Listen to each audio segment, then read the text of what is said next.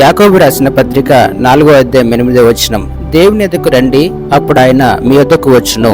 దేవునికి మనం ఎంత దగ్గరగా వస్తామో తన కృపతో అంతగా ప్రత్యక్షపరుచుకుంటాడు. ఇల్లు విడిచి వెళ్ళిపోయిన ఆ కుమారుడు మళ్ళీ ఇంటికి వస్తున్నప్పుడు తండ్రి పరిగెత్తుకొని ఎదురెళ్ళి ఇంట్లోనికి తీసుకుని రాలేదా?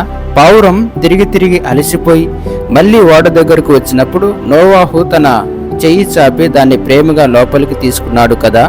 సున్నిత హృదయం కలిగినటువంటి భార్య తన భర్త సహవాసానికై తహతహలాడితే ఆ భర్త ప్రేమ రెక్కలు కట్టుకొని ఎగిరి వచ్చేయడా?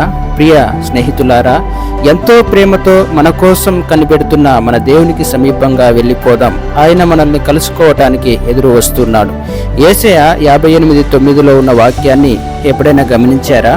మనం మొరపెట్టినప్పుడు నేను ఉన్నాను అని జవాబిస్తాడని అందులో రాయబడి ఉంది. అంటే ప్రభువు తన ప్రజలకు అంత అందుబాటులో ఉన్నాడన్నమాట.